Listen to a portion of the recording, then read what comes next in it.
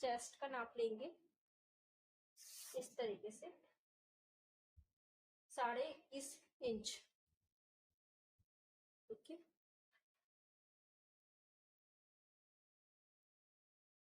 21.5 inch.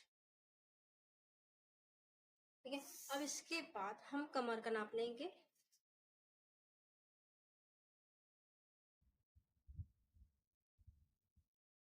19.5 inch, 21.5 और 19.5, देखिए 19.5।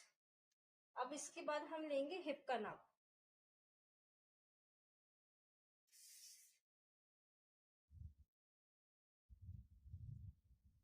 ये है हिप है हमारे 24 इंच के।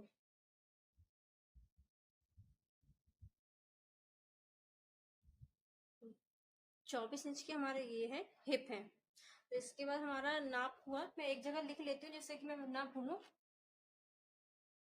चेस्ट है हमारे 21.5 और वेस्ट है हमारा क्या 19.5 और हिप है हमारे 24। ये हमने अच्छे से लिख लिया है। अब इसके बाद हमें चाक कहाँ बनानी है और कमर का साइज कहाँ देना है, सबसे इम्पोर्टेंट बात यही होती है सूट के अंदर। दरअसल अगर आप शोल्डर से यहाँ से अगर यहाँ ऐसे में लंबाई में नापते हो, अगर शोल्डर से नापते हो तो 20 इंच पे आपके हिप होंगे और 14 इंच पे हमारी कमर होगी। ठीक है, अगर ये इसका नाम क्या है, शोल्डर के नीचे आर्म होल से नीचे अगर यहाँ से नापेंगे, बाजू के नीचे से नापेंगे तो आप 7 इंच पे कमर दे सकते हो और 14 इंच पे क्या हिप दे सकते हो। ठीक है, अगर यहाँ से नाप रहे हो, शोल्डर से नाप रहे हो तो 14 और 20, बाजू के नीचे से नाप रहे हो तो 7 और 14, इस तरीके से हो सकता है। बट मैं जो साइज लगाती हूँ तो 7 और 14 वाला लगाती हूँ कि इससे परफेक्ट फिटिंग आती है। अगर आप यहाँ से लगाओगे 14 से 20 लगाओगे तो आपका थोड़ा सा हिप की साइड थोड़ा मतलब ढीले ढीले टाइप का और कुर्ते की फिटिंग सही नहीं आती है। बट मुझे यही फिटिंग सबसे अच्छी लगती है कि मैं 7 से और 14 का निशान लगाती हूँ। ये फिटिंग मुझे सबसे बेस्ट फिटिंग लगती है और किसी का भी सूट मैं बनाती हूँ तो इसी साइज से बनाती हूँ। तो मैं आपसे यही कहूंगी कि आपको बनाना है तो 7 और 14 के नाप से हिप और कमर का नाप लगाइएगा, इससे बेस्ट फिटिंग आती है। इसके बाद जो हमने नाप लिया है, क्योंकि हम कपड़े से नाप ले रहे हैं, रेडीमेड कुर्ती से नाप ले रहे हैं, यानी बनी बनाई कुर्ती का नाप ले रहे हैं, तो हमें ना ही इसमें घटाने की जरूरत है ना ही कुछ बढ़ाने की जरूरत है। जैसा नाप लिया है वैसा ही हमें लगाना है। देखिए ये हमने नाप लगा लिया है। अब बारी आती है कि हम ये मार्जिन किस तरीके से छोड़े। मान के चलो हमारी 40 की चौड़ाई है, एक एग्जांपल बता रही हूँ, ये मैं 40 की चौड़ाई इसलिए बता रही हूँ क्योंकि अगर मैं बताती हूँ 48 या 38 या 39 तो इसमें माइनस प्लस करना जब जो वो सीखते हैं ना तो बहुत मुश्किल हो जाता है। एक सिंपल थ्योरी है कि 40 30 50, इसलिए सिंपल थ्योरी है, इसलिए मैं उस हिसाब से आपको समझा रही हूँ। मान के चलिए हमारे 40 का 40 का चेस्ट है तो हमने मार्जिन कितना लिया था, 40 का हाफ कितना होता है 10, 10 में अब हम मार्जिन जोड़ेंगे 2 इंच, तो 2 इंच का मार्जिन कितना होगा 12। अब जब हम मार्जिन अब इसको खोल के जब लगाएंगे तो ये 24 इंच की चौड़ाई हो जाएगी हमारी। ठीक है ना, हमने 40 का चेस्ट लिया था तो अब हम क्या 2 इंच का मार्जिन लिया था ना, 2 इंच का मार्जिन लिया था तो 2 इंच हम यहाँ से लेंगे और 2 इंच हम यहाँ से लेंगे। इसके बाद ये निशान ऐसे यहाँ लगा देंगे, ये निशान यहाँ लगा देंगे। 2 इंच का मार्जिन मार्जिन ये है कि अगर आप मान के चलो आप 2 इंच का मार्जिन ले, 2 इंच साइड में निकालना पड़ेगा। अगर आप 3 इंच का मार्जिन ले तो 3 इंच निकाल, एक्स वाई जेड जितने इंच का मार्जिन लेते हैं उतने ही इंच का साइड में आपको मार्जिन निकाल के ही फिटिंग देनी पड़ेगी। बट आप अगर आप सोचो कि हम ज्यादा मार्जिन ले तो फिटिंग नहीं आएगी, बहुत हद मान लो तो मिनिमम 2 इंच फिक्स होता है। उसके बाद अगर आप बहुत ज्यादा मार्जिन रख रहे हैं तो 2.5 रख सकते हो, 2.5 यहाँ 2.5 यहाँ। अगर कटिंग आप 2.5 इंच की एक्स्ट्रा दे रहे हो तो, क्योंकि हमने 2 इंच की एक्स्ट्रा दी है तो इसलिए हम 2 इंच का ही मार्जिन निकाले।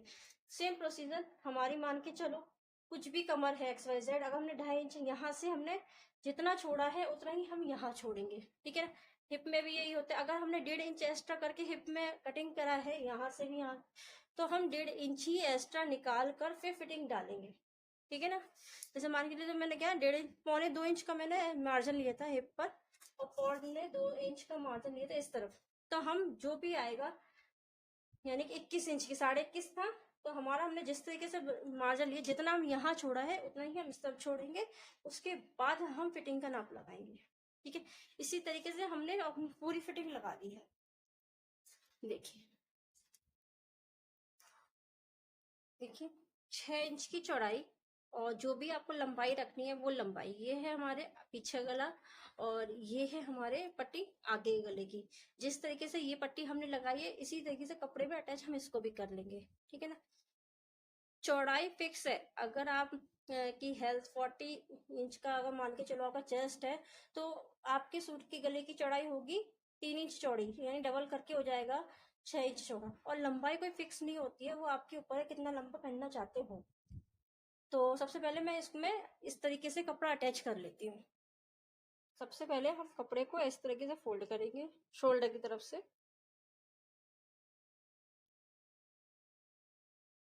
और इस तरीके से हम कट लगाएंगे। ठीक है, सेम हम इसको भी, ये हमारी पट्टी है गले की, इसको भी हम इस तरीके से फोल्ड करेंगे, और इस तरीके से कट लगाएंगे। हमने दोनों में ही कट लगा लिया है, इसमें भी और इसमें भी। ये है हमारा सीधा कपड़ा, और इस तरफ हमारा है ये उल्टा कपड़ा। तो सीधे कपड़े पे ये जो हमने टक लगाया था छोटा सा, और इसमें भी लगाया था, दोनों टक को इस तरह से एक के ऊपर एक रखना है। देखिए बिल्कुल इस तरीके से। ठीक है, इसको रखने के बाद हमें यहाँ पिन लगा देनी है। ये हमारी पिन लग गई है। अब इसके ये यहाँ से बकरम की एकदम साइड साइड से हमें सिलाई करनी है।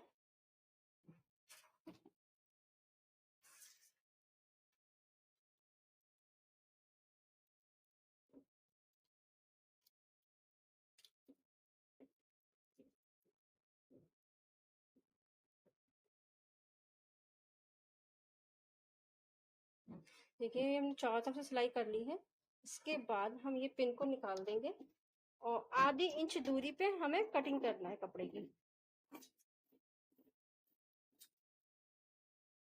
ये हमने आधी इंच दूरी पूरी कटिंग कर दी है। अब इसके बाद जहां से गोलाई चालू हुई है, वहां पे इस तरीके छोटे छोटे कट मारेंगे, जिससे कि हम कपड़ा जब पलटेंगे तो हमारे इस कपड़े में झोल नहीं आएगी। ये कट और लगा लिए सारे में। अब इसके बाद हम इस तरीके से कपड़ा पलटेंगे, और यहाँ पे हमें तुरपन करनी है। यहाँ पे हमें तुरपन करनी है, बट तुरपन से पहले हम इसमें कच्चा कर लेंगे मशीन से ही। देखिए हमने पलट के हमने पूरी में कच्ची सिलाई मार ली है। जब ये कुर्ती पूरी कंप्लीट हो जाएगी, उसके बाद सबसे लास्ट में इकट्ठा काम हम तुरपन का करेंगे। देखिए बिल्कुल भी झोल नहीं आई है गले में। इसी तरीके से हमें आगे गला बनाना है। ये हमने इस तरीके से बना दिया, 1-1 इंच का कपड़ा एक्स्ट्रा कटिंग कर दिया है। अब इसके बाद कपड़े को इस तरीके से पूरी जगह फोल्ड करना है, और यहाँ पे हमें एक कट लगाना है, जिससे कि परफेक्ट तरीके से कपड़ा फोल्ड हो जाए इस तरीके से। ये हम पूरी सिलाई करके आपको बताते हैं। देखिए हमने बना लिया है। पहले मैं पट्टी वाला, ज़्यादा लंबी पट्टी वाला गला बना रही थी, फिर मेरा मन चेंज हो गया, तो इसलिए दिल करा तो कि मैं इस तरह से गला बनाऊं। अब इसको मैं अंदर की तरफ फोल्ड करूंगी, और जैसे मैंने पीछे गला बनाया था, सेम इसको भी आगे का गला भी ऐसे ही बनाना है। देखिए अभी हमने आगे गले की पट्टी अटैच कर ली है। अब इसके बाद हम इस तरीके से पट्टी को पलटेंगे, और मशीन के नीचे इस तरीके से लगाएंगे। देखिए अब ये जो कुर्ते का जो शोल्डर है, यहाँ से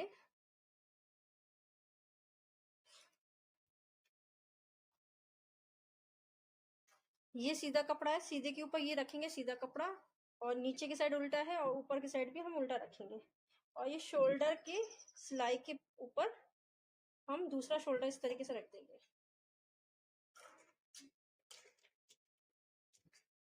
और हम इस तरीके से तिरछी सिलाई मारेंगे।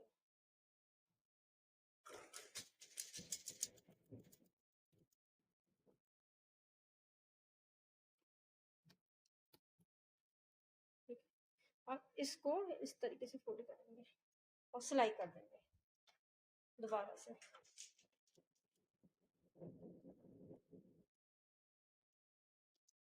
ये होगा इस तरीके से करने से, क्योंकि इसमें जॉइंट दिखाई नहीं पड़ेगा। अब इसको हम इस तरीके से सीधा करेंगे, देखिए फुल फिनिशिंग के साथ पट्टी लगी है। इसी तरीके से हम दूसरा भी कर लेंगे। दोनों हमने कर लिए हैं, इसको सीधा कर लिया है। अब यहाँ पे जैसे हमने कच्चा किया था, ऐसे ही हम यहाँ पर भी हम कच्चा कर देंगे।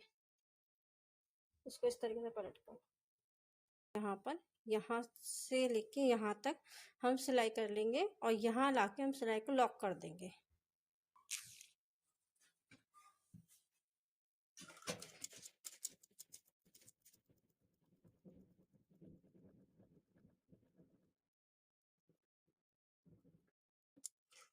देखिए हमने सिलाई लॉक कर दी है।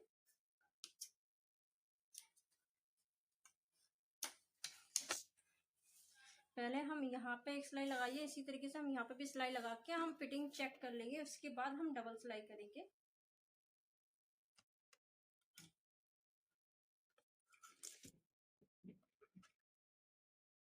अब इस कुर्ती में एक छोटा सा ट्विस्ट है कि हम इस कुर्ती को पंजाबी लुक कुर्ती बनाएंगे। तो सबसे पहले हम कंधे पे इस तरीके से शोल्डर पे हम रखेंगे और 10 इंच पे निशान लगाएंगे। इसी तरीके से यहाँ लगाया और इसी तरीके से हम यहाँ लगाएंगे टक पॉइंट। इसके बाद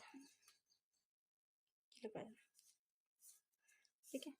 अब ये है हमारी कुर्ती का बीचम बीच, ये जो निशान दिख रहा है। और अगर ट्राई करना चाहो तो ट्राई भी कर सकते हो। इस तरीके से नाप के 12.5, और यहाँ से भी आ रहा है हमारा 12.5, यानी कि हमारा बीचम बीच है। तो यहाँ से हम 4 इंच लेंगे जी, इस तरीके से। इसी तरीके से हम यहाँ निशान लगाएंगे। ये 4 इंच हमने ले लिया है। इसके बाद हम 5 इंच चौड़ी लंबी पट्टी बनाएंगे। 5 या 6 इंच की बना लीजिए। अगर ज़्यादा लंबे हो तो 6 इंच की, अगर हाइट आपकी कम है तो आप 5 इंच की लगाइएगा पट्टी। ये देखिए हमने इस तरीके से हमने प्लेट लगा ली है।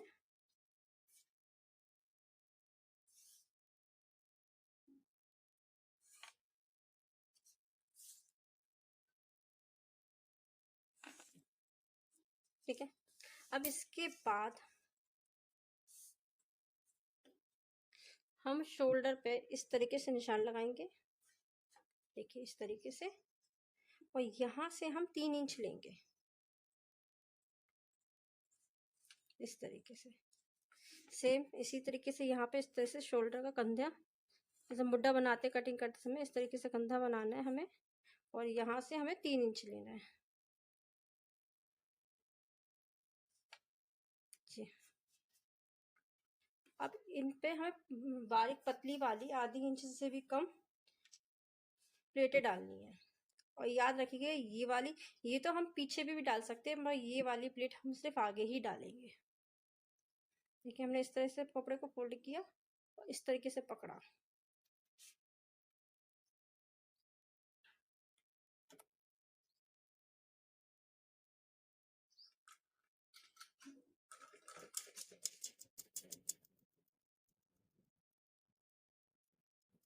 याद रखिए जब भी आप प्लेट डालें तो हल्का सा एक्स्ट्रा धागा करके कटिंग करें, जिससे कि अगर आप फिक्स धागा कटिंग करेंगे तो आपका कपड़ा यानी कि प्लेट खुल जाएगी।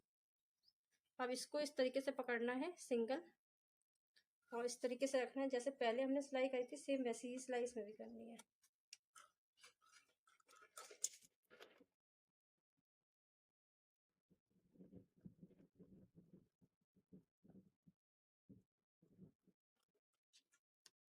इसी तरीके की हम दूसरी तरफ भी डाल लेंगे। ये वाली जो प्लेट डाली थी इसी तरीके से हम बैक पे भी प्लेट डाल लेंगे। अब हम इसके बाद चाक फोल्ड करेंगे। चाक को फोल्ड करने के लिए इस तरीके से और इस तरीके से करके सिलाई कर लेंगे। कच्ची सिलाई करेंगे क्योंकि हमें 53 वाली चाक बनाना है, तो इसलिए हम कच्ची सिलाई करेंगे। यानी कि सबसे नंबर 1 की जो सबसे लास्ट का नंबर होता है 5 नंबर, उस नंबर की हम सिलाई करेंगे। अगर आपको सिलाई अगर कच्ची नहीं करनी है, अगर 53 नहीं करनी है, तो आप 3 नंबर की या 2.5 नंबर की या 2 नंबर की आप सिलाई कर सकते हो।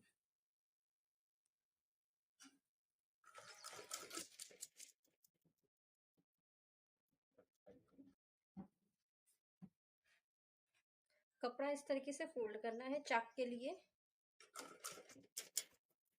सीधी सिलाई करना है। ये जो कट है यहाँ से 2 उंगल ऊपर तक सिलाई करनी है। फिर इसका फुट ऊपर करके कुर्ती को घुमाकर नीचे फुट कर देना है और डबल फोल्ड करके दूसरा पल्ला भी उस पर भी इसी तरीके से सिलाई मारनी है, सीधी एकदम। फिर फुट ऊपर करना है, फिर नीचे करना है, कुर्ती को घुमाना है और नीचे की तरफ ले जाना है दूसरे पल्ले के दामन के साइड। देखिए हमारा चाक बनके तैयार है। बस इतना याद रखिएगा, जब भी आप सिलाई से मशीन से कच्ची सिलाई मारो तो सिलाई को लॉक ना करो, क्योंकि वो हमें बाद में खोलनी पड़ेगी। अगर लॉक लगा देंगे तो आपको सिलाई खोलने में दिक्कत आ सकती है। ये हमने दोनों मोहरियाँ सिल ली है। अब इसके बाद हम मोहरी को इस तरीके से फोल्ड करेंगे, बाजुओं को फोल्ड करने के बाद जो भी हमारी मोहरी की गोलाई है यानी बाजू गोलाई, उस पर हम निशान लगाएंगे। हमारी गोलाई है 10 इंच, 10 का हाफ करेंगे 5 इंच, तो 5 इंच का हमने ये निशान लगा दिया है। अब इसके बाद हम